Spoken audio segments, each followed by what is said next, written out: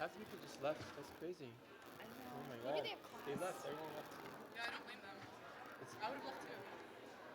you're just here. That's Sean, the you're only. doing great. You're doing great. Handsome man.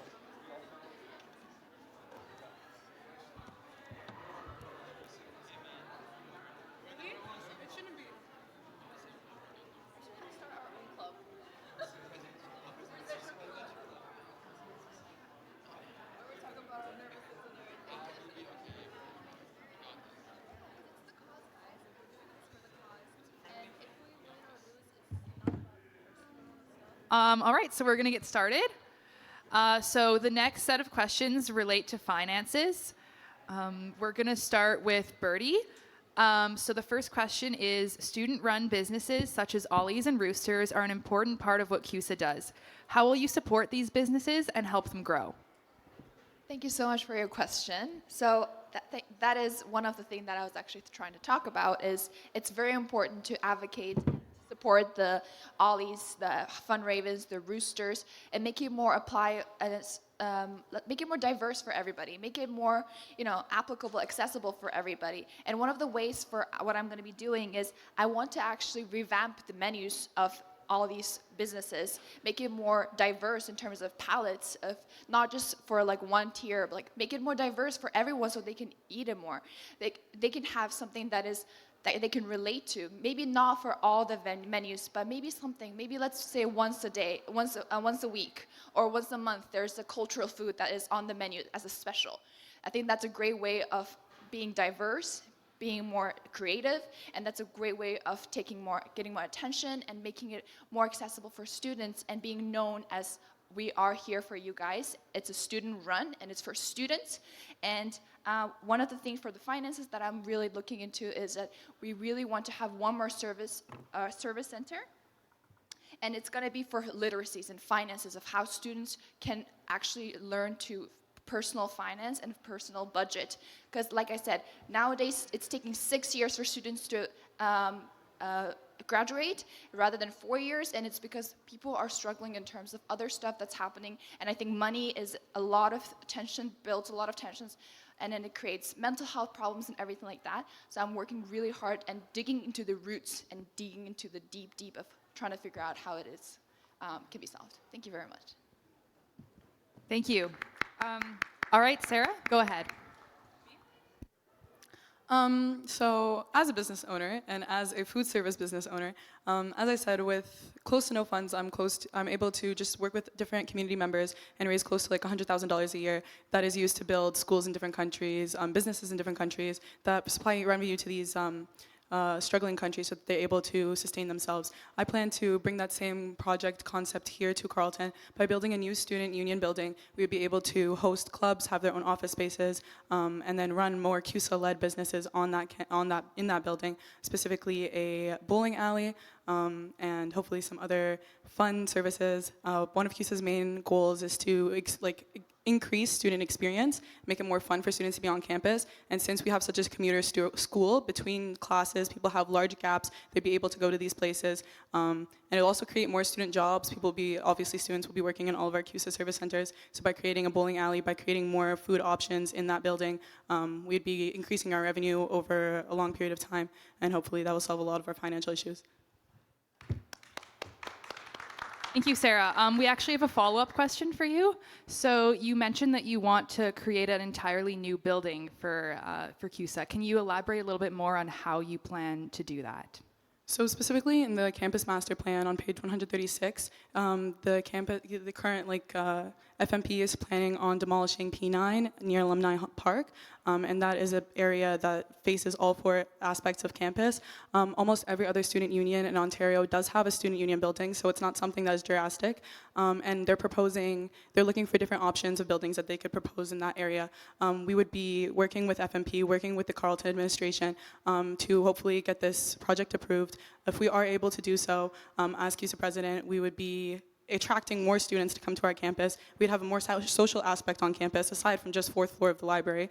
All of our clubs would have places to store their things whenever they're having events. We have clubs that have host events. Even me, like when I'm running my bake sales, I have to take everything home with me every time, bring it all back. By having storage facilities in this student union building, we'd be able to monitor everything, make it more easy for people to facilitate events. In terms of funding, we'll be working with external grants, the alumni network, maybe a student levy, and the university administration to create a fathomable plan. We have some financial projections in my website, so if anybody's looking at the finances for the That's bowling time, alley. sorry. Sean, go ahead. All right, thank you. So to start answering the question, I'm going to tell you what I have done and what I am going to do in terms of revenue generation for our businesses. So currently, if you look at all these, one thing that I've implemented working alongside the manager there is cutting down on menu costs. So when you look at actual physical menus, it costs a lot to be able to order a new menu every single time prices change. And to be able to adjust to market demand, what we've done is we've created scannable QR codes that are on the tables, if you've been there, where you can scan for the menu so that we can actually cut down costs on what we spend on physical menus. That's one. Two is that the wing that I'm currently working on, the revenue projection for the wing is estimated to produce about $2,000 every month. So what this means is not only, and because everything is already fully furnished and there is no additional cost, it's going to be a purely revenue generating business stream. So now we're looking at extra $2,000 in which we can use to support our other businesses in order for them to maximize their efficiency in production and reallocation. Other than that, my investment strategy, in which I talked about before, is going to be another means whereby which we can streamline our income from various different sources, not just investments in low-bearing bonds, but also in higher-risk ETFs and stocks to be able to generate as much income as required for us to support our businesses as needed. Thank you. Thank you, Sean. Cameron, go ahead. When we make promises on businesses, we have to be careful. There's a fine line between getting students what they want and getting CUSA into a financial turmoil. Because a financial turmoil means less services and programs for students as well. As someone who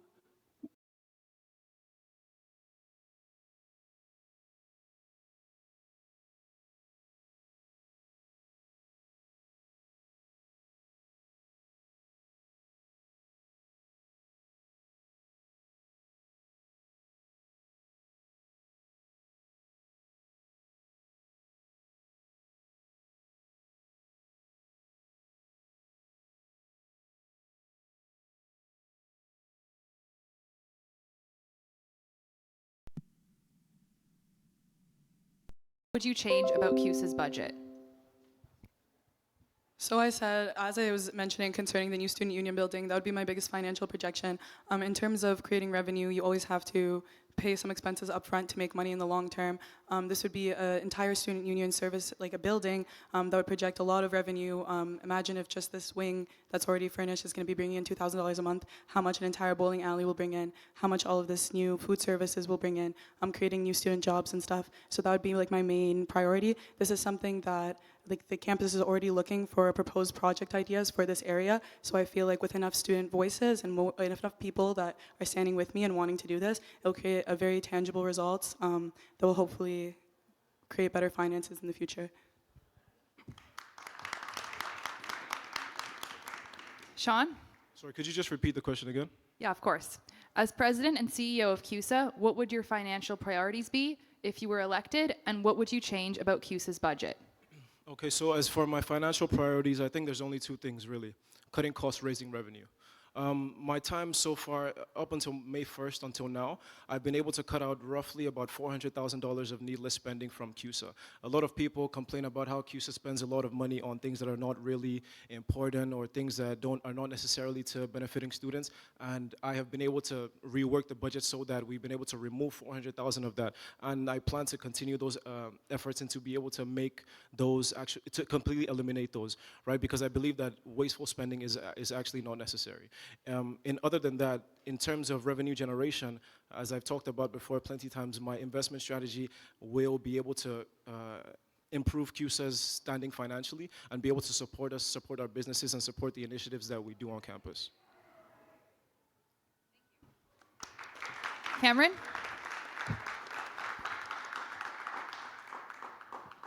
Two things. One, allocation of funds. There's a lot of ways that we can change how money is allocated. I ask students here a question. Why do we close down Haven book sales, discounted book sales that was for students, yet we're opening new businesses to make profit? What's CUSA's mandate? Are we not here for students? That's a question for students here. Club funding. Our clubs are struggling. They need money. Why are we allocating money to wrong places when we can help our clubs and then indirectly help our students because they can go to events, make friends, socialize, and have a good mental health because many students need that. We don't have that. Thank you. Thank you, Cameron. Birdie? As a club leader myself, I am the co-president of UNICEF. I have struggles with fundings in terms of wanting to get more and wanting to reach out to more students and be able to do more, all of these amazing ideas that my execs tell me and the students request. But it's unfortunately not viable because as CUSA clubs, we're not able to have that much fun. It's only up to 2,200 per month per year.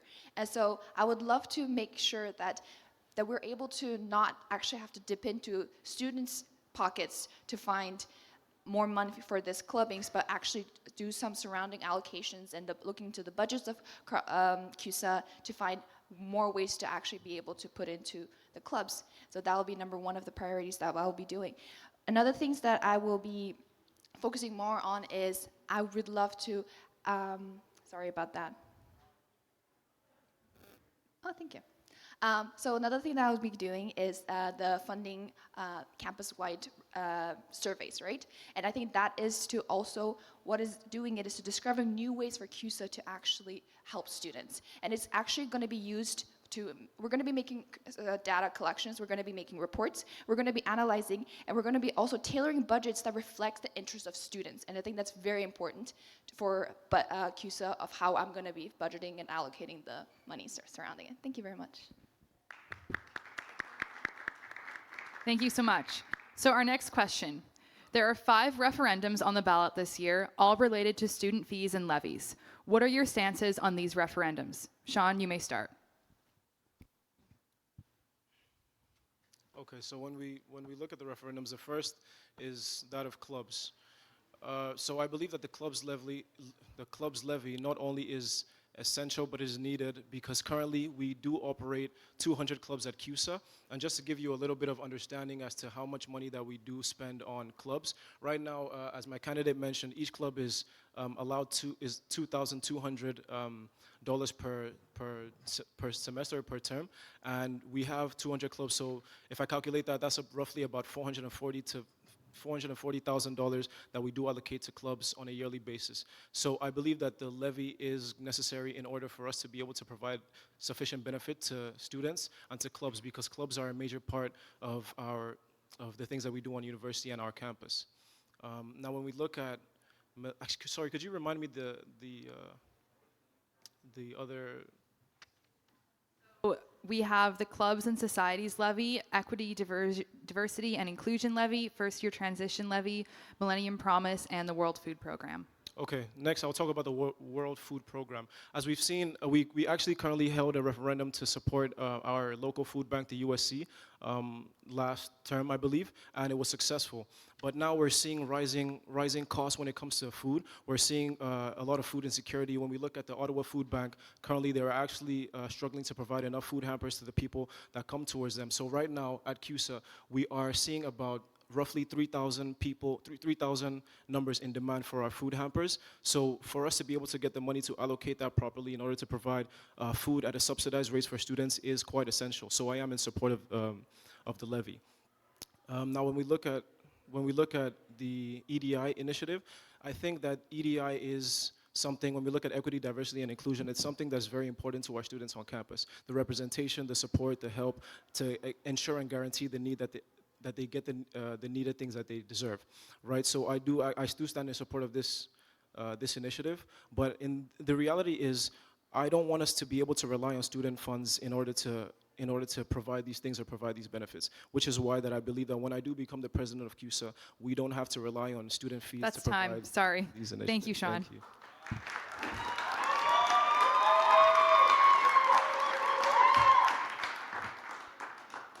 Cameron, go ahead. I would like to first start with the health and counseling fee. I think that's very important for all of us. I recently heard about Carleton's health and counseling office saying that our campus is an emergency when it comes to mental health.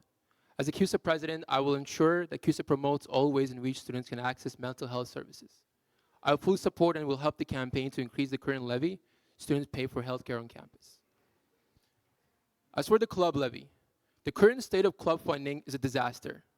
Clubs receive their funding in November, if then, and they're unable to host their events that late.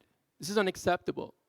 The club levy is unnecessary and another cost students should not bear in this cost of living crisis. Our students should not face the burden of CUSA. It's about management of funds, not about money not being there. I will end all CUSA club initiative spending, which comes out of the current club levy, and ensure clubs are the only ones to receive funding from the current levy. Aside from this, I also have a policy to better distribute funding to clubs, which entails an event-based system and a two-week turnaround time for our club execs. We've done it in RAW. In 1 month time, we've given money to more than 30 clubs with only $5,000. This is possible, and we'll do it in CUSA as well. As for EDI stands for Equity, Diversity, and Inclusion, which is the basis of CUSA, being a space where all students can feel comfortable and safe. Right now, CUSA, with its lack of transparency, is not inviting students to live in its mission. I'm going to change that. Let me be clear, EDI deserves funding. I believe with a better management of funding, meaning reports that actually have numbers in them, EDI will receive the funding it needs without taking more money out of students' pockets during this cost of living crisis. Thank you. Thank you, Cameron. We have a follow-up question for you. So you mentioned that current club funding is a disaster. Could you elaborate a little bit more on what makes you say that? Every club president I've talked in the last couple months have complained about the money they get. Either they don't get the money, or the money they get is $200 out of $1,600 they ask for. This is not acceptable. They cannot make events. A per event, to do an event on campus costs $200, $300. So this means that if they do an event in September, one event, they can't do any more events for 3-4 months. This is unacceptable. And this is not about having less money. If they can't manage 100K, what makes us students think that they can manage 200K, 300K? Thank you. Thank you, Cameron. Bertie, go ahead. To clarify, the question is based on how I feel about the 5 referendum. Yes, that's correct. All right, thank you very much. So let's start with the clubs and society. I am as an advocate as I can be for clubs and society. I would love for all clubs to have all the money that they can so they can create all these beautiful events that they're tailored to their mandates or the constitutions of the clubs. As a club oversight member, I am part of the people that makes the decisions on who should get how much of the clubs and everything like that. And that goes into a lot of work and a lot of considerations. And I would love to think that I can give it to everybody, but there's just some people that was not able to get because there's just not enough budget for it. And I would, like I said, I would not like to chip into like students' pockets to get levies for clubs funding, but at the same time, at this point, with all the stuff that the Logan and Aiden has talked to us, the statistics and the money that they showed us, we are in the deficit, and it might end up having cut down the club's funding for next year's. I think the levy should out something that I'm supportive of. For the World Food Bank, it's another great cause, but from what I've done for my research is that it doesn't necessarily go to the CUSA member. It doesn't reach the CUSA member, it goes beyond, and it never really tangibly touches grass in Carleton. And for the first year transition, I am very supportive of that. I think if I had a really good experience in terms of, how the students, the clubs and everything is represented in a really nicely fashion, I think I would have been able to start off my year and with my connection with CUSA much faster. And for ED equity, as long as there's a good consensus that there's going to be reports and analysis done and there's people that are responsible for it, I'm very supportive. And the food millennial, I am not supportive at all. I don't think they've done anything according to my research, and I think I'm really supportive of the referendum too. Thank you. Thank you. Sarah, go ahead. So I'm going to keep it short because you guys are probably tired of us talking, but I just want to say that we're running for the CEO and the president position. So from a CEO position, you have to understand the financial projections. You also have to understand delegation. As the CEO and as the president, you're not capable of doing everything yourself. I really respect what our current CUSA staff has been doing. I think Logan, Ferris, Arthur, and Aiden have done a really good job recommending these referendums and put a lot of work into them, as well as the people on the club's oversight committee. So let's keep it short and simple. I support all 5 referendums.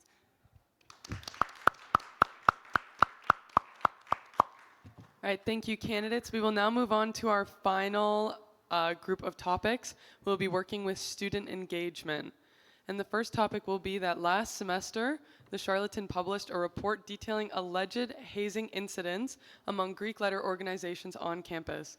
What specific actions will you take to prevent hazing incidents on campus, and how will you ensure that CUSA follows through with the recently passed motion to adopt the Greek letter organizations policy? Cameron, we're going to begin with you. Thank you for the question. Greek life organizations create a ground where sexual assault becomes common. As president, I will look into how CUSA service centers can better assist students and hold those accountable as we condemn such behavior. Thank you. Thank you, Cameron. Bertie, we're going to move on to you. Same as Cameron, I would like to have a policy of zero tolerance for such actions. It is unbelievable that things like this happen because there are precautions for other clubs and associations that doesn't allow this to happen, and I don't know how that it reached to that point.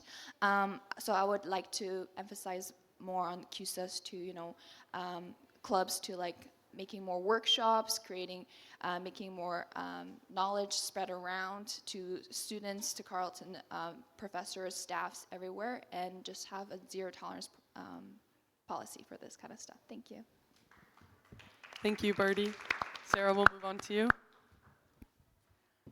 Yeah, so to say that we can just like solve hazing or sexual violence on campus is just not something that's plausible. Sadly, not on our campus anyway. And being a woman, that's just something that you have to accept at a young age. So I feel like instead of doing that, we can combat it through different incentives, one of them being a social justice clinic as an 8th service center of Carleton that could provide legal services. And we could also have a student mentorship program. So students that have been here for 3-4 years, students like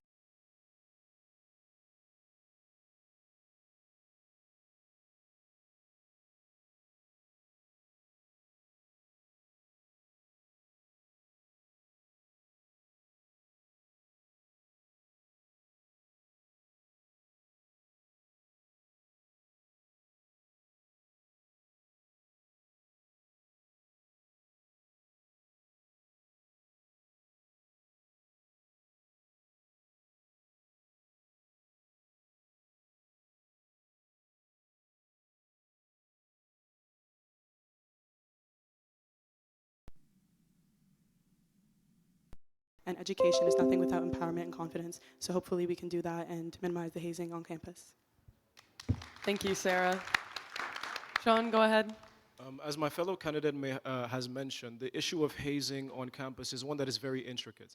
Now, CUSA has started already advocacy efforts, and I plan to continue these advocacy efforts by bringing this topic to the university in order for us to actually see a change. Now, what has happened is the university has basically said that, these organizations shouldn't run on campus. So what they've done is they've pushed the issue off campus, but they haven't actually taken accountability for it. So what I plan to do is work with not just the university, but as well local government, so that we can actually not just, as I mentioned before, not damage control, but stop the issue before, or at least advocate to stop the issue before it becomes a problem. Now, aside from that, what I plan to do is, as I mentioned before again, is create the volunteer group. I'm not sure how many of you are aware of Chonka Nation and what they do. Basically, I plan on creating a volunteer team that is going to be educated and trained in regards to sexual violence prevention. And what they're going to do is they're going to work directly with club leaders and clubs and leaders on campus to go into their events, to be able to host workshops, information sessions where people can come and receive trainings, come and get general information about what's going on. Because the problem as well is not a lot of people actually know what's going on. Not a lot of people actually even know what hazing is. And with my strategy, we'll be able to spread the information so that this becomes a lesser issue and eventually, hopefully, eradicated completely. Thank you, Sean. Finally, we're going to end with student engagement with CUSA has been historically low. with a 13.4% voter turnout in last year's general election. How will you increase student engagement with CUSA, and can you please give specific examples? Birdie, we're going to be starting with you.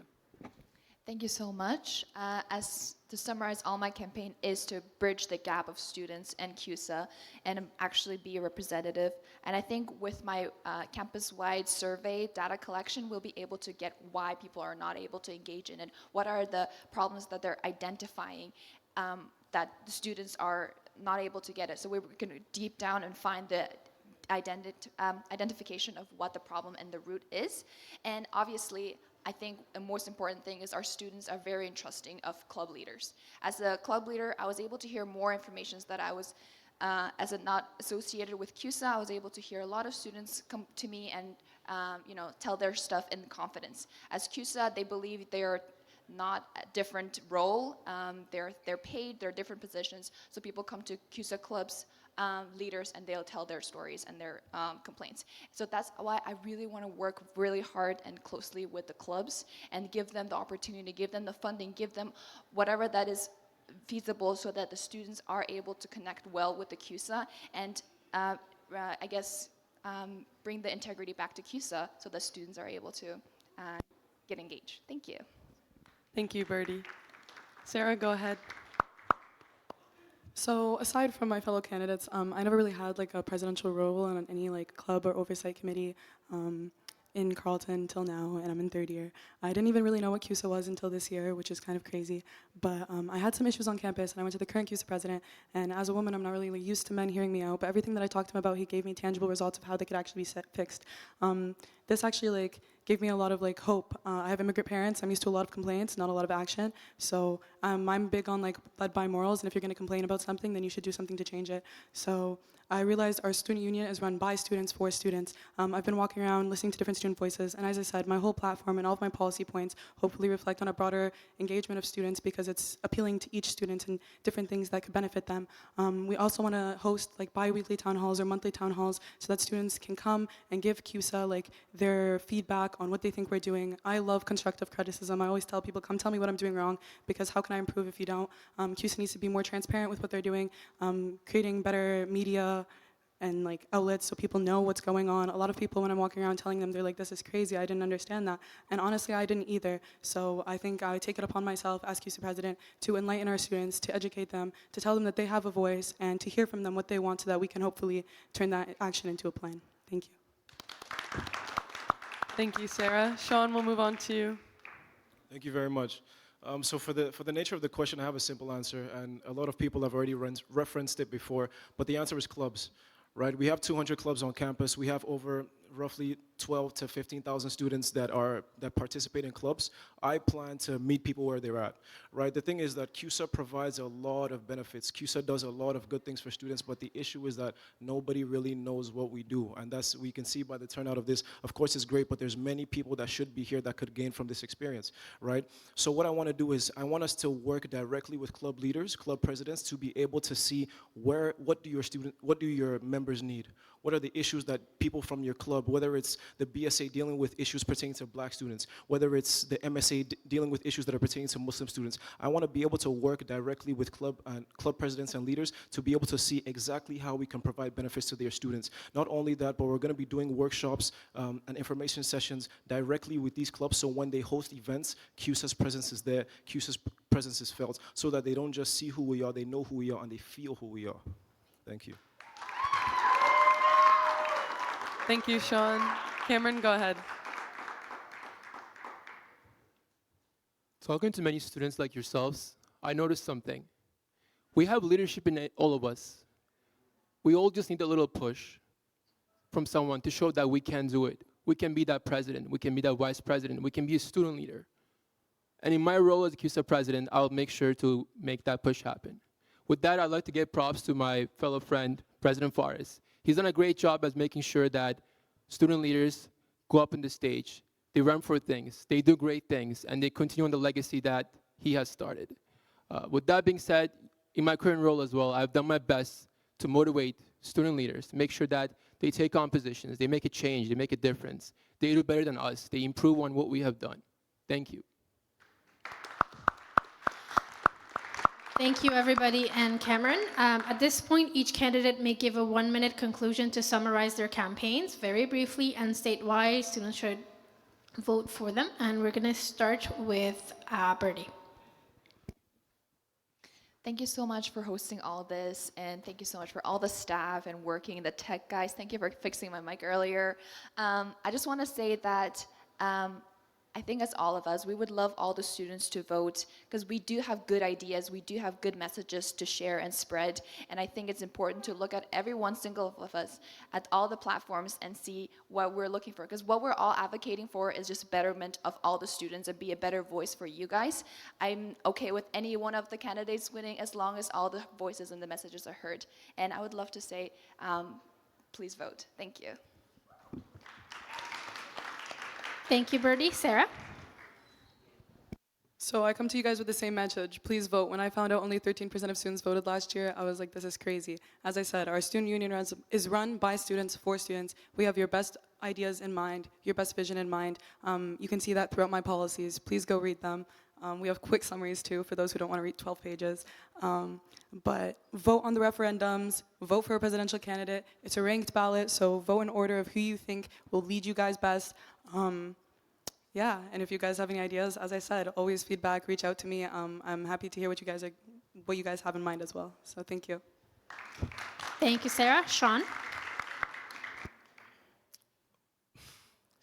Off-campus housing support, sexual violence prevention, and international student conflict safety, and club reformation policy. These are the things that I want to do. I know I can do these things because I have a track record of results. I'm not here to give you promises, I'm here to show you results. Safeguard students, sustain success.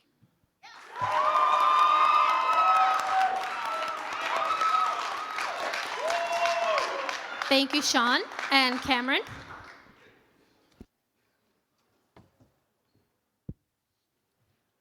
CUSA needs proven leadership. CUSA needs someone with experience, someone who has shown that they can make financially sound decisions and can save CUSA from the financial turmoil it is in, while at the same time keeping money in students' pockets.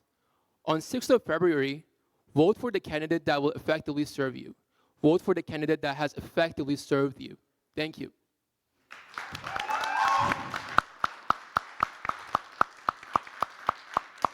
Thank you, candidates. We would now like to open up the floor to any students in the audience who have a question to ask, and anyone affiliated with a campaign, not affiliated with a campaign, sorry, can ask a question, and candidates will have a minute to respond. So if you have a question, please proceed to our desk, and we'll give you a mic, and you can ask. Audience? Hi. Hello, everyone. So this question is to Cameron. I'm speaking as a president of the BSA, because he did say he spoke to some club presidents. So why do you propose cutting the club levy, which is designed to support various clubs without offering an alternative? Because we can't just remove a club levy without offering something else, right? And also, how do you anticipate this will affect and impact the diverse range of activities and communities that rely on these funds? So I'd like you to explain why and also how you would provide an alternative. Thank you. Thank you. Go ahead, Cameron. Thank you for your question. At RAW, with only $5,000, we've done so much work. In 1 month time, we've given money to so many clubs, and only 2 weeks time, sometimes less. And the system we had was event-based. We had the support we needed. Now, yes, it'd be good to have the money, but if we can do it without it while keeping money in students' pockets, do we really need to spend this money? Because we're already doing other levies as well. It adds up. It adds up very quickly, especially if you're a student who pays a lot of things, you make a lot of purchases, especially if you're a student who pays high tuition and that has to pay for your own things, it adds up quickly. I'm not saying let's not help the clubs, but there's a better way to do it without harming the students. There's a way to do it, and I know the way, and we've done it before, and we'll hope to do it again. Thank you. Thank you, Cameron. If the other candidates have an answer as well? No? Okay. If you guys want to answer the same question, you can go ahead. No? I think the question is... Okay, it was directed to him, sorry. All right, second question. So I'm kind of asking on behalf of specifically the Wellness Center. I'm one of the coordinators there.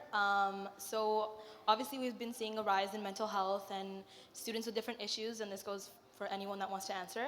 How do you plan to improve mental health on campus, and specifically for the Wellness Center, and how do you plan on financially funding this?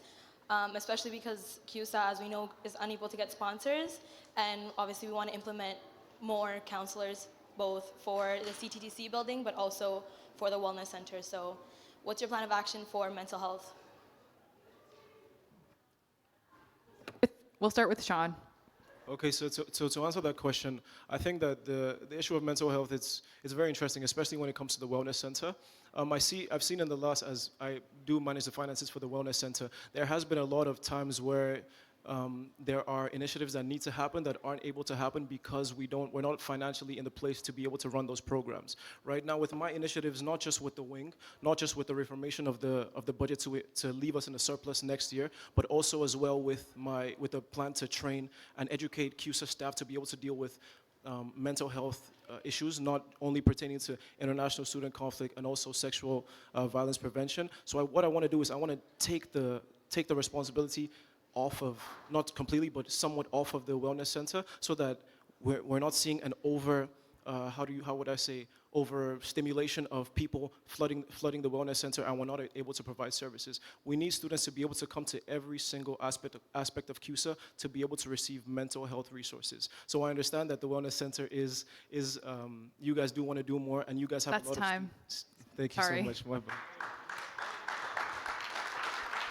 Cameron, would you like to answer that question? All right, go ahead. Many service centers are short-staffed, and most times, coordinators are asked to find those sponsorships. And I think we should do more than that. We should ask our execs to help with that, because they have a bigger outreach, a bigger name, and I think with that, we can find more sponsorship, get the help they need, and allocate funds in a different way to provide them more money, because service centers are the hearts of our CUSA. Thank you. Thank you so much for your question. I do go to your center quite often. I got the self-care package. I loved it. I think it's very important what you guys do. I love the dogs that you guys bring, all the stuff that you've done, and I would love to keep, funding you guys of more of stuff to do. But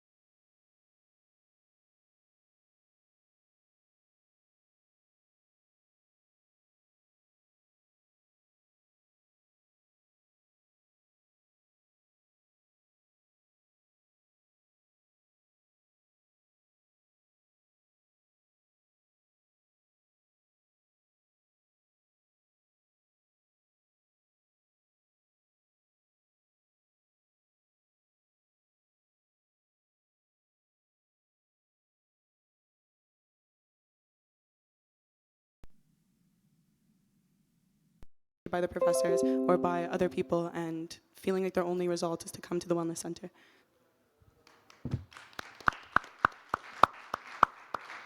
So kind of a follow-up question on that one. I did see, this is kind of specifically for Sarah, that one of your policies was, I guess I'm not sure if it was Carleton Wellness Desk or the CUSA Wellness Center, but one of the policies was essentially to have training for professors. Do you mind just elaborating a little bit on that? Just because, as you can tell, like there's two of us coordinators. We love what we do, but we are still students. This is our part-time job. We do peer support as well for students, so it's kind of like I'm just not understanding that policy. If you don't mind sharing a little bit more about it.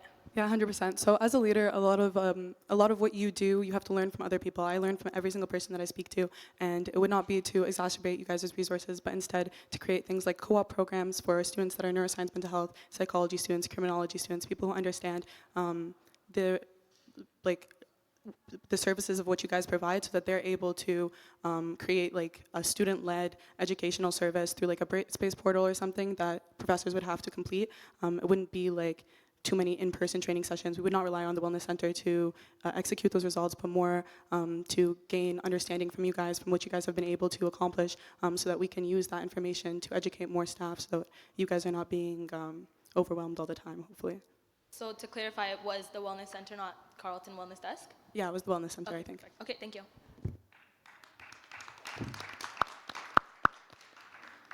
Alrighty. Next question. So I'm just asking, as someone with a mobile disability, to all the candidates. I just want to know, what do you guys have planned for accessibility and accommodations for people with mobile disabilities? I feel like a lot of the time we're left out of the conversation, and I just want to know what you guys have in mind for that. So yeah.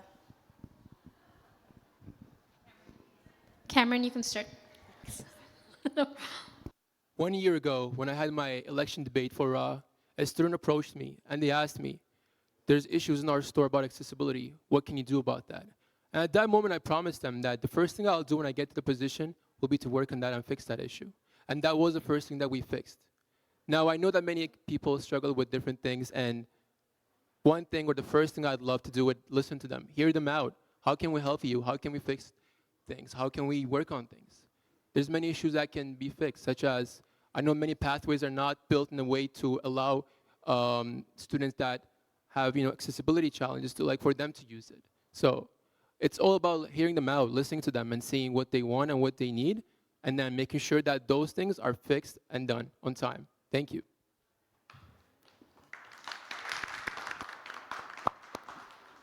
Thank you Brittany, so much go for- ahead. Thank you. Thank you so much for your question. That's a really good question. I remember when I was last year president of ACAC, we would have events and we would have a bunch of members coming in.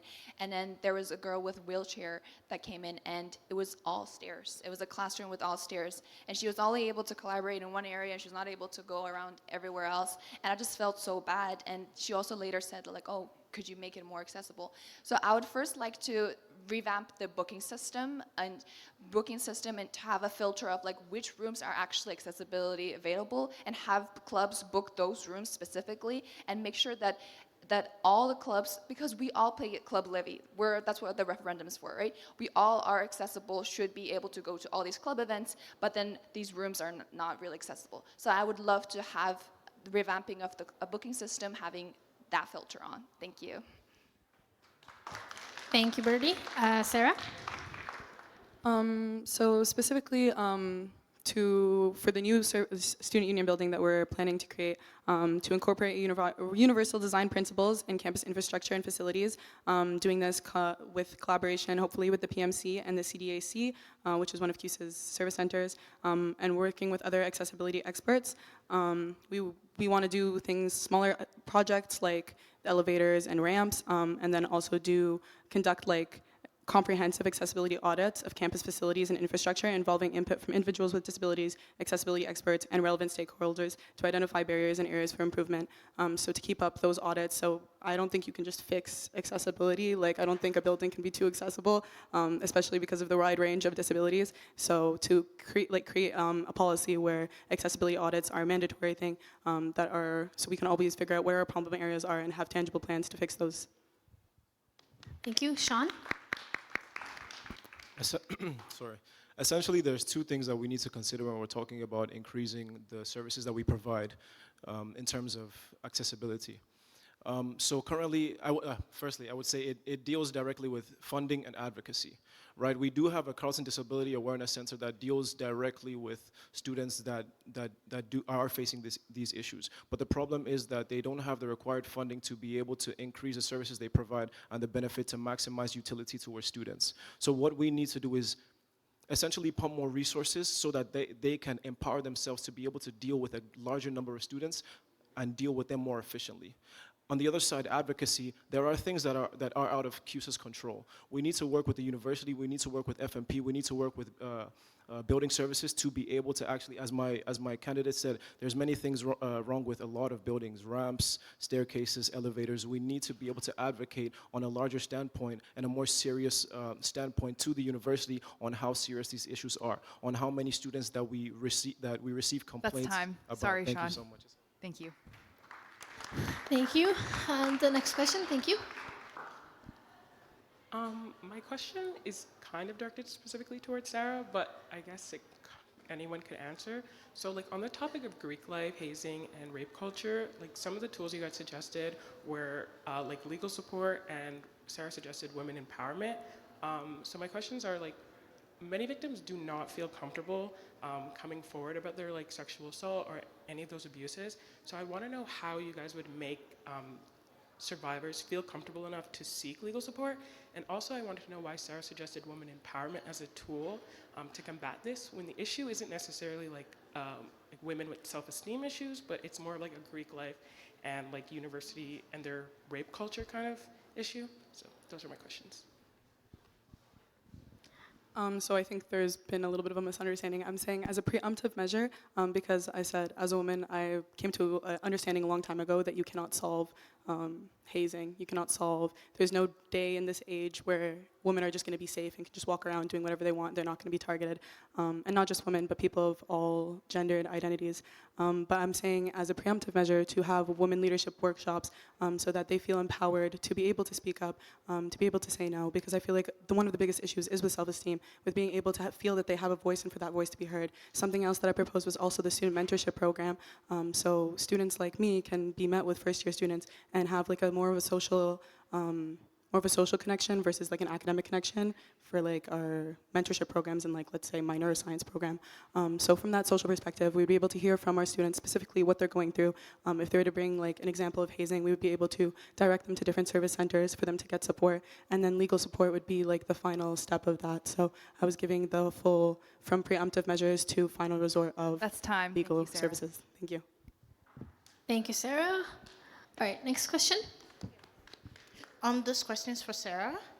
So you say you were gonna make a building happen. So I wanted to ask, how are you gonna make this building happen and also with the nail salon? And should our focus not be on student issues and focusing our attention on putting finances towards more productive outcomes? And also, how do you plan to make sure future presidents are good with continuing that after next year? It doesn't seem like a long-term plan. And how do you plan to realistically accomplish that within a year? So the person that I am, I'm a very motivated person, and I hear no all the time. I was told from a young age I wasn't able to do things, but I've delivered on everything that I said I was going to do, and I plan to deliver on this too. I would never say anything without doing like appropriate amount of research. So as for the student union building, I already said all other student unions in Ontario, almost every student union in Ontario has its own student union building, and the university administration is already planning to build a building in this place, looking for propositions. So by proposing this, it is very attractive to new students coming in. It would be a very good thing for not just CUSA, but for all the clubs as well. All of the clubs, one of their biggest issues is not having places to store their places, not having places to host events, not having offices. So by having a student union building, it would provide all those things along with student jobs and stuff. So from a business perspective and from financial perspective, I do have the financial projections. So it's very tangible over time. It is a long-term investment, as you said. So it's only a one-year position. During that 1 year, I hope to install like the grassroots of this organization and be able to like build this building, and then hopefully the incoming president will be able to understand the benefits of the student union building. Thank you, Sarah. You say you were gonna start it or just make like the foundation. What if the next upcoming president don't want to continue the building? Then is that just finances wasted? So as CUSA president, you are not a dictator. You don't just make decisions and everything happens. You have to consult with the council board. You have to consult with the board of directors, and you have to make like tangible plans. So I would be installing the roots. If it was something that was capable of being done in a year, then I would 100% do it. But in Canada, that's just not how things are done. So we would be consulting with the other counselors, with our board of directors, if everybody's on the same page, and if it's a tangible result, I wouldn't see why the incoming president would want to scrape such a good idea, honestly. It's in the benefit of all the clubs, it's the benefit of all the students. It's a social hub for all students. It'll increase student experience. It'll make Carleton more attractive for people. So as a leader, I appreciate everybody's opinion, but if I don't understand where they're coming from, hopefully I'd be able to communicate with my successor and explain to them that this is a good idea. So yeah. Okay, thank you very much. Thank you. Next question. So this is again more general, but how much knowledge do you have of CUSA's jurisdiction and its limits? And this goes for everyone, of course. Yeah, so as I just said, like pretty much as president, you have all of these proposed ideas and you have to work with your staff. You have 120 staff plus 25 full-time unionized staff. So to be able to state things the way that they're going to be benefiting students and work with your members to be able to accomplish goals. It's not a dictatorship. You don't make decisions and they just go. You have to hear from other people what their ideas and thought process would be for you to accomplish anything. So yeah. Okay. It goes for, sorry, for everyone, if you don't mind. Can I go? Okay. I think from what we all did throughout the process of the election is that we were told like what are we actually a part of and what our jurisdictions are. And what I understood is that as a CUSA president, you're much more of an advocate, so you're the voice of it. So like I said, we won't have much jurisdiction of all the stuff that we're talking about, but we're going to be advocating mostly to make this happen. And from the looks of it, you guys, like we're standing, just the four of us, in front of all these people. I think we're brave enough and we're bold enough to actually stand in front of people and try to take no as an answer. Yeah, so that's will be my answer for that. Thank you.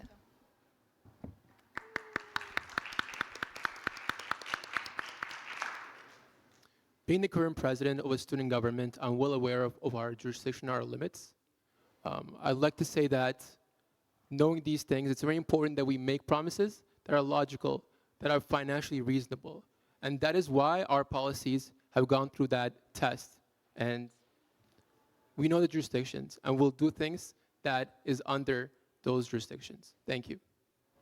Sorry, just follow up on that one, because I asked what are the jurisdictions and what are the limits. Do you mind kind of elaborating on that? Because I didn't really understand your answer. For sure, thank you. When it comes to CUSA's own internal things, we do have a say in it. Again, as Sarah mentioned, president only has so much power. It's about the council, it's about the board of directors. When it comes to outside things, we can only advocate, but it's about how much you advocate. Are you really trying, or is that more of a thing about showing that you're trying? And at RAW, we've shown that we actually try, and we make things work. We have results. Thank you.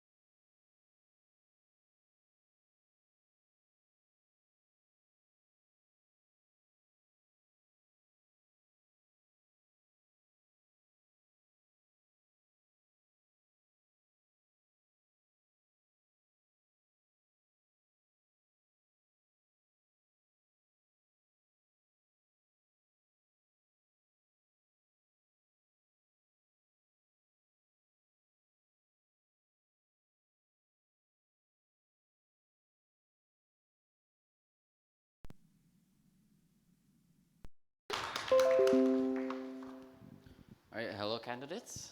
Not the first time I'm seeing most of you, but as the president of one of the largest clubs on campus and someone who was on Clubs Oversight Commission as well, so I understand the processes of how club funding works. So this question is for Kamran. You proposed the idea of removing the club's levy. So my question to you is, as someone who understands the club's oversight process and someone who's a club leader, how would you go about funding clubs if you remove the levy? Firstly, we're not saying to remove what is already there. We're only against what is proposed. That's the first thing. Second, we have managed to do it before. We do more event-based funding, where if there's an event, you ask for funding, and when you do it per event, there's less amount that's asked, which means instead of going through a $2,000 request, it's a $200, $300. That takes less time, and that takes less work.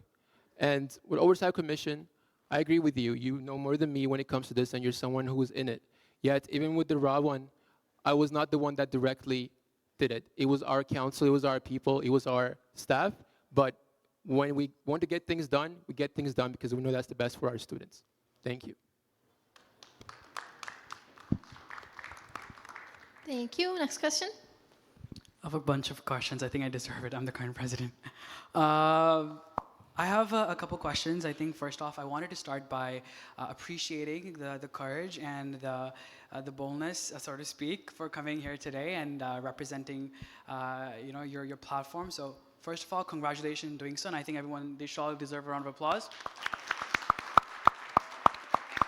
So my first question, I'll give a bit of a narrative to the question so it makes it more easier.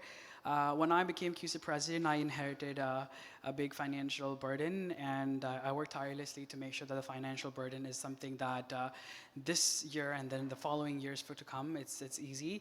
And something that, for most of you don't know, there's a democratic reform that happened in 2021. There's a new CUSA in a way. There's a board and a council, an accountability body, and a representative body for those of you who don't know about it. So my boss is actually the board. My question is this year, like how other student unions and other organizations do, is we create the budget before the fiscal year ends. So for those of you who don't know when the fiscal year ends in the last day of May, so April 30th, and May 1st is a new fiscal year. Most organizations build their budgets for the next fiscal year before the end of the current fiscal year. So which means when one of you, God willingly, becomes president, you'll inherit the budget that the current CUSA Council and the CUSA Board has passed. And for those of you who are aware, when the budget is passed, it's passed by Council and the Board.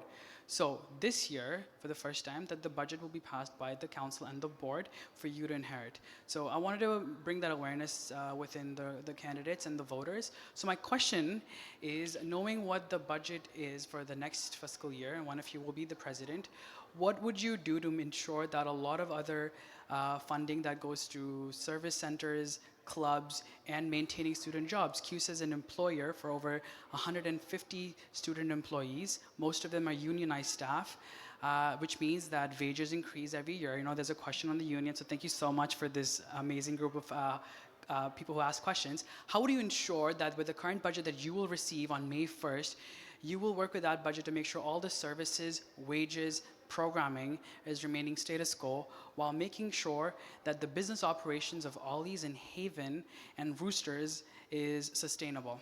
And you can decide who can answer the question first. I think we're on Cameron starting this time. Go ahead. When it comes to business side of things, I'd recommend using our platforms to make sure that we're not falling back on the sales and everything that goes on in the business. That's the first thing. Aside from when it comes to budget, as a president, we oversee the organization, but with some things, it's better to work with people who are more specialized. And with that being said, I'd like to sit down with the current or future Vice President of Finance and other people who know better when it comes to financials, and sit down with them and discuss and evaluate how we can make sure that we allocate funds in a better way or effective way. Thank you.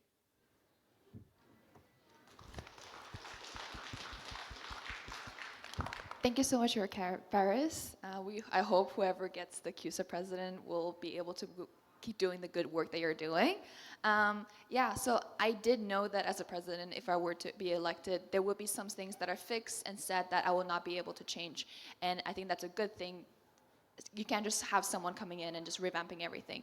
But at the same time, all the stuff that I've done in my policy can be done through advocacies with other organizations and all the other businesses, while still maintaining and sustaining all the business that we have and having more. One of the policy I have is having an internet cafe, which is actually going to be an added revenue towards CUSA, and that's going to be another business, another avenue of more money coming into CUSA, and also obviously maintaining all the service centers, and they're very important. Also having one more service centers, of having a financial literacy service center, which is very important for students to have financial literacy, knowing how to budget, knowing how to tax, knowing how to set foot into the world. That's time. Thank you, Birdie. Thank you. So I believe our current Vice President of Finance has done an amazing job, as he said, to manage the budget this year and to still accomplish so many things that CUSA accomplished this year. So I know that's definitely possible to do a lot with the money that we have, and hopefully, especially with the new projections that have already been running, we'll be getting a lot more revenue as well. Most of my plans for policies are volunteer and co-op opportunities, building new co-op programs so that students can get work experience on campus, whether that's paid or unpaid, or even getting that funding from external organizations, and then also to give like awards for recognition for those students so that they're not just working for free all the time. Also, yeah, most of the things, and then the student union building would be more of like an investment and getting stakeholders to, it would not be coming from the CUSA budget itself, so yeah.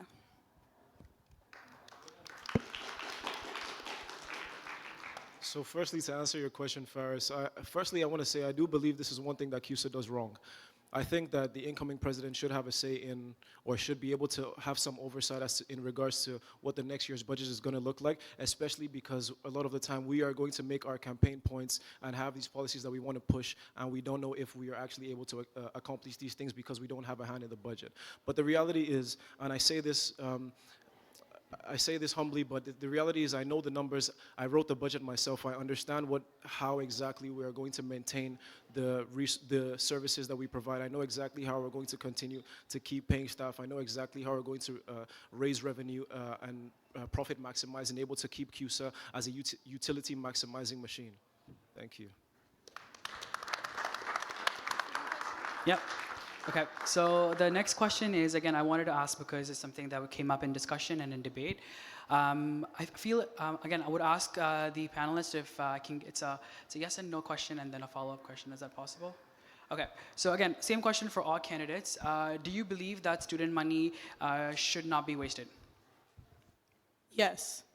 Yes. Yes. Yes. Okay, perfect. Now that I know about it, do you believe that CUSA should save money to cut its losses in places to make sure that that student money is not wasted, and ensure invest that losses, cut down the losses and invest more in other places? Do you agree to that? Can you explain specifically what you mean by invest in other places? For example, CUSA does an initiative where it's doing, say, a cleanup for Panda Games, for example. Okay, now that this is just bring it out of my head. We're doing a cleanup drive for Panda Games, and we know we're sending a bus there, we're buying cleaning supplies and whatnot. But the reality is, we're spending a lot of money towards that. But let's say we cut down that service and we put that money towards our service centers or our clubs. Would you support that? Saying that there's a loss in a place, but you're cutting down the losses and putting that money in our services and our programming. Yeah, I feel like it's not a simple yes or no question. In that case, yes, but I feel like that's a case-by-case scenario, depending on, with a minor in business, you have to understand that, especially as a CEO, whether things are financially applicable or not, and if the benefit outweighs the reward. So, yeah.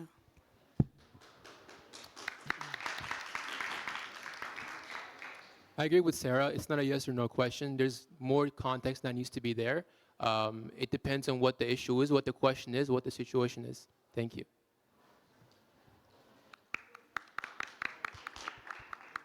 My answer would be no. I don't agree with it. I don't believe that we should be switching from one service that we provide in order to reallocate to a different service. But of course, as they said, it is difficult, but initially my answer is no. Because of course there are other factors that we need to look at. We need to look at how much money we're losing. We need to look at our cost and loss benefit to be able to maximize our benefit. But the reality is that we provide a lot of good essential, how do I say, we provide a lot of essential resources to students. And just because we're not making enough money doesn't mean that we need to stop those services, because students still need them. What we need to focus on is raising profit to be able to actually sustain those benefits that we provide. Okay.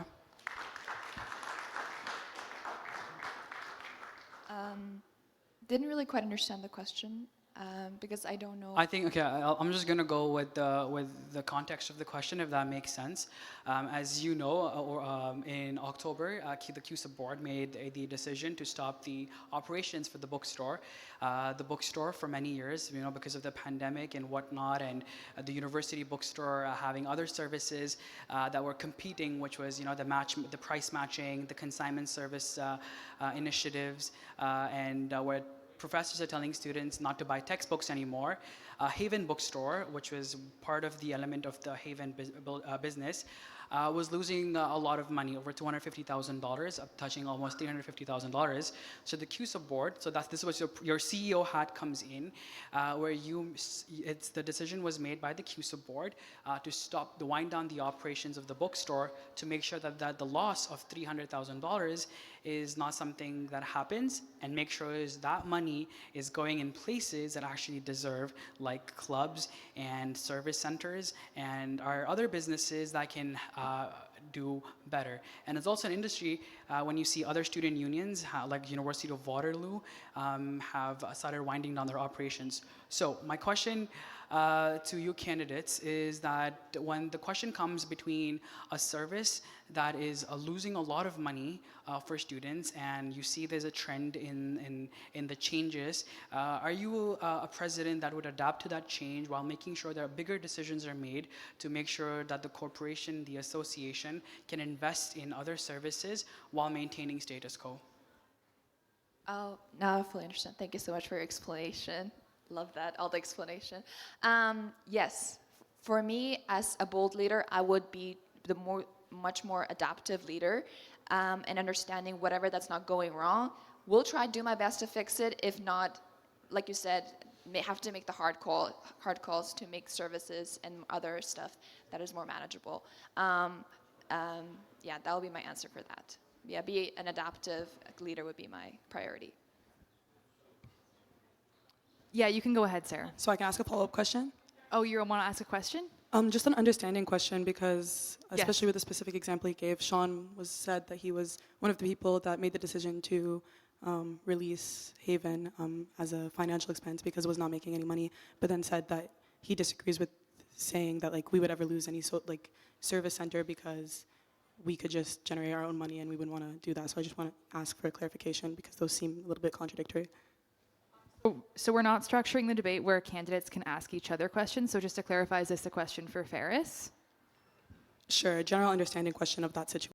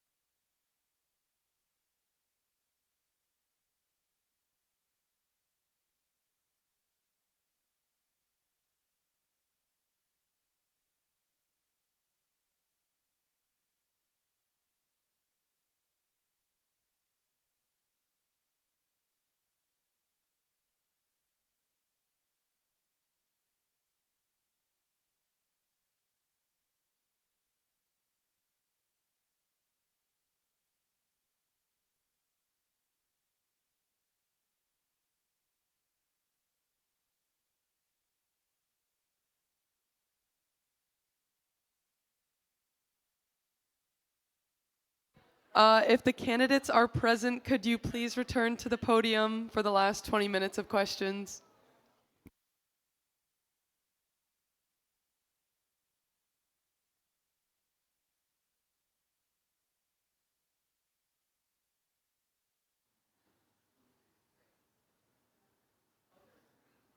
Okay, and then we do just want to say that this does have to end by 8, so if you are waiting in line with a question, please just try to keep it to one question from now on, just so we can get through to everybody.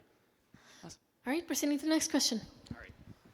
All right, so this is a problem-solving question. So you guys get straight A's in your courses. So I want to know at least 6 facts of the following problem. So let's say a student comes up to you and they want to put on muscle and get straight A's in their courses. List off 6 facts of your plan for them to achieve that goal. And yeah, okay. We're gonna start with Birdie. Sorry, did you say get straight A's in the course? Yeah, straight A's in their course and they want to put on muscle in the gym. List off 6 facts of your plan to help them achieve that goal.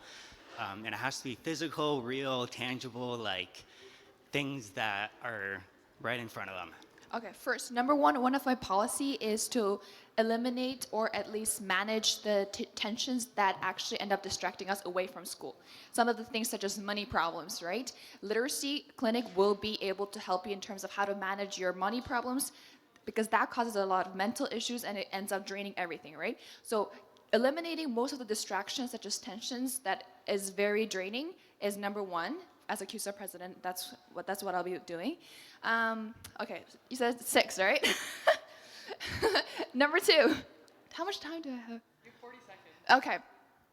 Number 2, I'm going to be doing campus-wide surveys, collection data, and that will be able to have all of the students' opinions heard, and it'll be authentic, and that will be a great way to have concrete evidence to bring it to the board, to the administrations, and say that these are the problems that we're facing. We need to deal with this. Number 2, sleeping. Mental health is very important. Sleeping, we don't do much. It's very important that we sleep, but for some reason to get A's, you don't have to sleep. So that's why I'm implementing sleeping pods. Number 4, okay. So obviously the library. Sorry, it's time. Birdie, Sarah, you're next.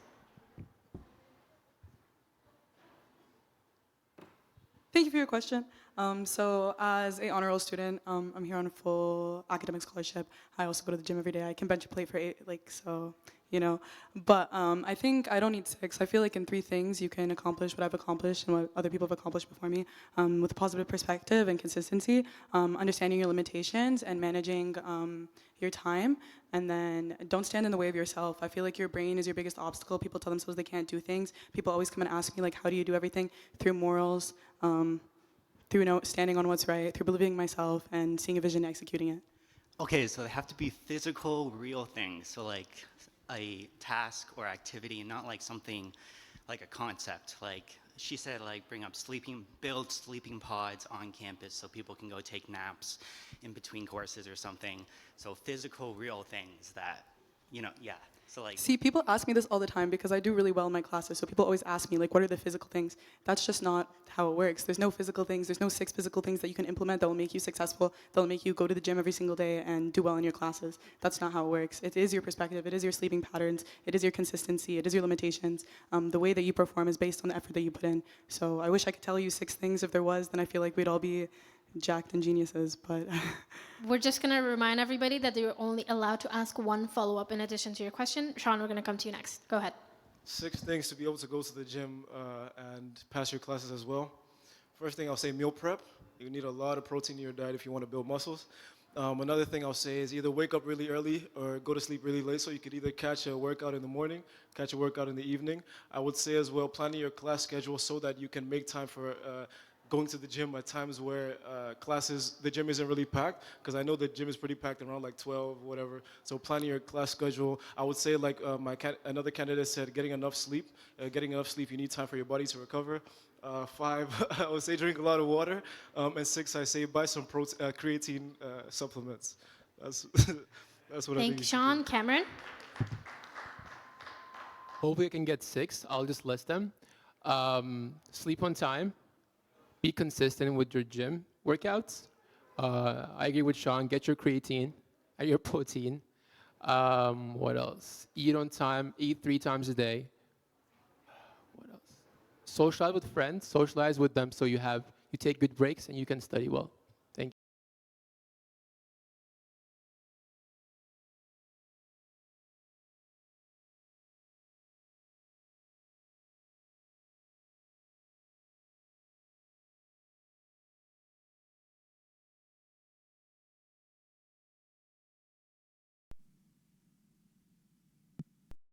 And giving back to the community.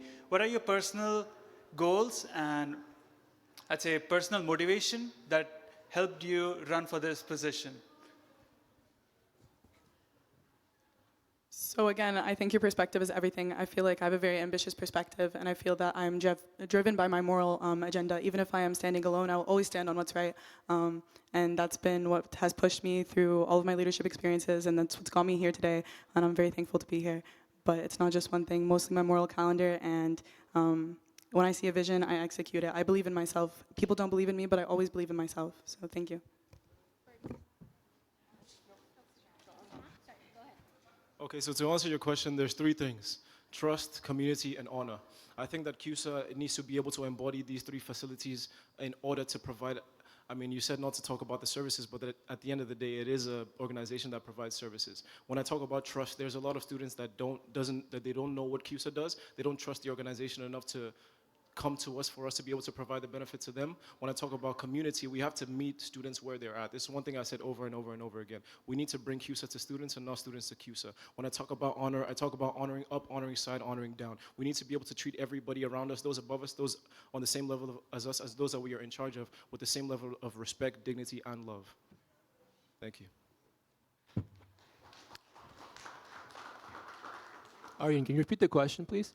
Yeah, sure. So the question is, as we all know, like apart from the services and the motivation to serve for the community and give back to students, what are your personal motivation and like personal goals that helped you run for this position?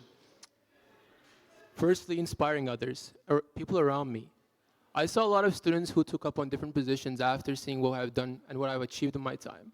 And that's the biggest and most rewarding thing ever. And second, making my family proud. Thank you. Are we done? Thank you, thank you. We still need to give Birdie a If you chance don't to want to speak. hear, it's okay.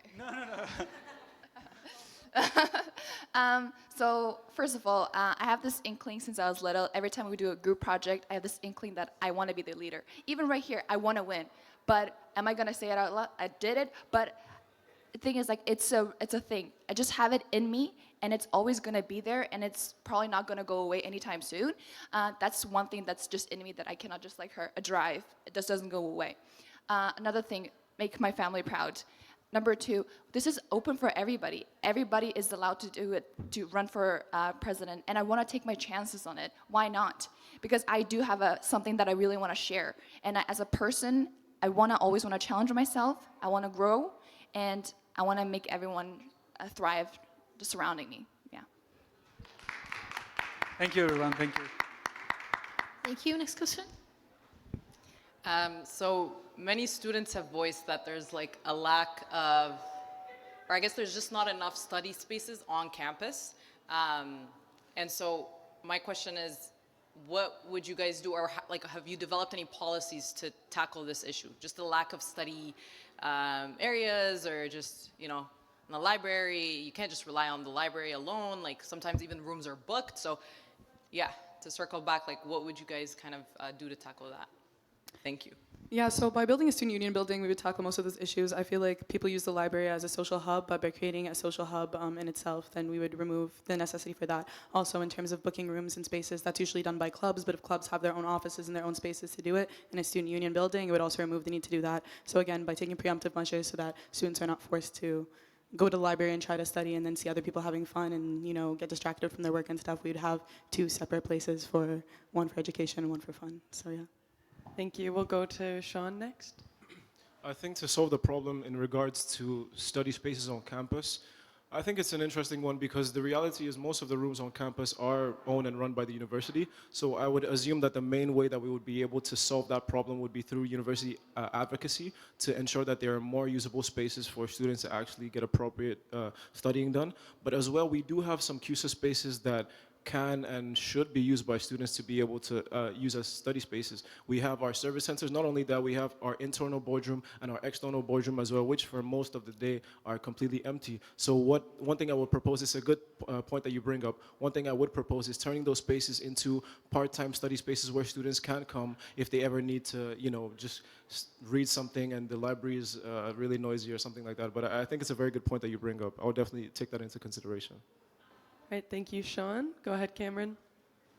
I agree with Sean. Aside from that, being the president of a student government in residence, I realized that many students or many club execs don't really know about the rooms that we can give out, but also the rooms that are already there by the university that can be booked to the residents. So to kind of showcase that as well and let people know about these things and kind of offer that help. So for example, I'll tell you one example. Many clubs have reached out to us and talk to us about the Fen Lounge, and for those of you that don't know about it, Fen Lounge is this huge space that can be booked for free. So stuff like that where we can showcase that these things exist and kind of put it out there. Thank you. Thank you, Cameron. We're going to move on to Birdie. Thank you so much for your question. I don't necessarily have exactly a policy for that, but that's one of the things is that we partly have all my classes in one area, we study in that area. It's very insufficient for us to go all the way other side of the campus just to study, only to come back for our other classes. That's why one of my transportation policies is going to be helpful to it. With my transportation policy, you'll be able to go from one place to other much faster throughout the campus, and that will solve us issues of going around looking for places when I know for sure I think there should be abundant places to study. I just have to you don't have the energy to go all the way to the other campus. Right? So I think that'll be another thing will be for booking services. I want there to be, if people are able to book rooms at library, if they're able to show up, and if they're not able to show up more than 5 times, they should be revoked their chances of booking rooms for multiple hours. Maybe something like that could be worked. There's so many ways that I will advocate for any concerns. I will have campus-wide complaints. Thank you, Birdie. Surveys. So you can. Thank you so much. Thank you. Next question. Hello. My name is Gabby. I'm one of the Gender and Sexuality Resource Center coordinators, one of the service centers on CUSA. I have a question regarding the EDI referendum. As a service center, I know that should it pass, it'll have a significant impact on the continuation of many advocacy projects and programming by service center coordinators, by the service centers that have been in the works for as long as I've been here, so at least 2 years. What visions and goals do you have for 7 service centers in the coming year, should you be elected president, and whether or not that referendum passes? Perfect. We're going to start with Sean. Okay, that's a lovely question, Gabby. I think that service centers are really the core foundation of CUSA as an organization. I think service centers are the main way that we push our services out to students, and they're the main way that we provide utility to students. Becoming president, I think one of the main focuses in regards to service centers would be providing more adequate funding so that they are able to actually provide services and utilities and expand what they already do provide. I know that the levy is going to provide support, but I think that there's other things that we should do, other initiatives that we could tap into in order to actually provide the services required. Thank you, Sean. We're going to move on to Cameron. I'd say to work with our coordinators to see what can be done, how we can better manage the money, and I know that many coordinators struggle with sponsorships and stuff like that, to kind of see what we can do about that. How can the execs use their bigger reach, more equipment to look for these sponsorships and help the service centers. At the same time, to sit down and see how we can manage the funds we already have. Where should we put them? How can we allocate different things to different places? But yeah, thank you. Thank you, Cameron. Birdie, go ahead. Thank you so much for your question, Gabby. I think it's quite important that the work that you guys are doing, making the groundworks for advocacies and all these people, for people that are voices that are not being necessarily heard all the time. And I think your referendum will succeed, and I hope it will be successful. And when it does, I will love to have everything done according to the coordinators wants it. I would love if there's also a way to make a report and show it to have a transparency policy with the students, since they are the one who's paying it. I will make sure that if there's a report and transparency required, I think maybe we'll be able to get much more work done, much better, and I think it'll be done very cleanly as well too. Thank you, Birdie. So thank you for your Sarah question, still has Gabby. to go. Okay. Go ahead, Sarah. Sorry. So I agree with Sean that our service centers are the core of CUSA, and I hope that this referendum is to pass, and I'm completely in full support of it. Aside from that, hopefully as president in the future, regardless if it does pass or not, I hope to create to work with existing service centers to expand them so that you guys are not overwhelmed all the time with your reach. I've been talking to a lot of students. They're very open to co-op programs where students can work alongside the service centers and the full-time staff, even unpaid, to gain more education and being able to help more students in those positions so that we can grow our service centers without requiring more financial aid. Thank you. I also have a follow-up for Sarah, actually. Reading your platform, I understand that there are some plans that you have for an 8th service center. In terms of, I guess my question would be, how do you plan on supporting a new service center when there are 6 others that exist on campus that are in also dire need of that extra support? So again, that's later on. So I said to establish what we already have and to grow onto it through co-op and volunteer opportunities so that our service centers are no longer struggling. And then regardless of all of that, we still require another service center. A lot of students, especially people who have been met with hazing, people who have been met with harassment on campus, international students that don't have any legal services or anywhere that they know where to reach out to, by creating a social justice clinic, people who are being discriminated against from any terms of social justice aspect, whether that's physical, sexual violence, some type of discrimination, they'd be able to go to these centers and acquire that help. I think we already do something right now with U Ottawa's legal clinic on Mondays, so it would be more of like something that we can have on our own campus with our own students instead of resourcing to using U Ottawa's services. Thank you. We'll now proceed to our last and final question. There you go. Okay, so this is, I guess, the last question, and it is specific. So I myself, I'm the president of OLAS, the Humanitarian Organization of Latin American and Caribbean Students here on campus, one of the largest clubs, thankfully. But I guess the question is more for Cameron. So we host events, specifically Locura Latina. It's the biggest event per year. We raise over like $1,000 after we do our expenses and whatnot. So how do you plan, I guess, if you want to take away the levy for clubs and society, to be able to distribute and allocate the money accordingly, depending on clubs and societies, if we have a gajillion clubs here on campus, and how do you ensure that we would be getting it in time to be able to do all of our events? Obviously now we have it per semester, so we kind of can allocate it throughout the year, but other than Locura Latina, we also have other events, so how do you plan on kind of allocating it throughout the year? Like, what plan of establishment do you have?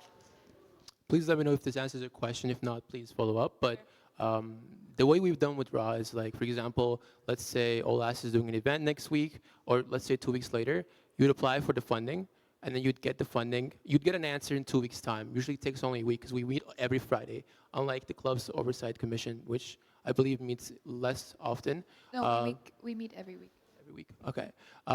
So, yes, so with that, we offer funding per event. This way, you get it faster because you can only apply and get it quickly rather than taking months for it to come, because first of all, it's a bigger amount, but also the way system is set, it just takes longer time. Mind if I do a follow-up? Okay, perfect. So how do you plan on this to be faster if what the system that we already have currently in place, I'm not sure if you know for CUSA or not, but we order it, like we get it at the beginning of the semester of September and then December, depending on how you ask for it. So why, I guess, do you believe that this is less efficient than with what you ask for? Just because if you're having an event, let's say in a week from now, and then I have to apply for it, but you're giving it 2 weeks in advance, let's say I'm having snacks and a study group, how do you think that this is going to be faster than what we already have? I guess would be my question. I think it's faster because every club president I've talked to, aside from you, I assume, have mentioned that they get their funding very late. And most times they don't get the funding they ask for. It's much less than, I know that's exception or it's a different case with OLAS, but many clubs they don't get the funding they need. So aside from exceptions, it seems like what we have right now is not working. So let's try something else. Let's see how it works out, because we've done it in raw on a smaller scale and it has worked. Okay, perfect. Thank Thank you. Thank you. Awesome. Thank you so much, everyone. We would like to thank the candidates, the referendum committees, and the audience for coming to the 2024 CUSA presidential debate. Thank you.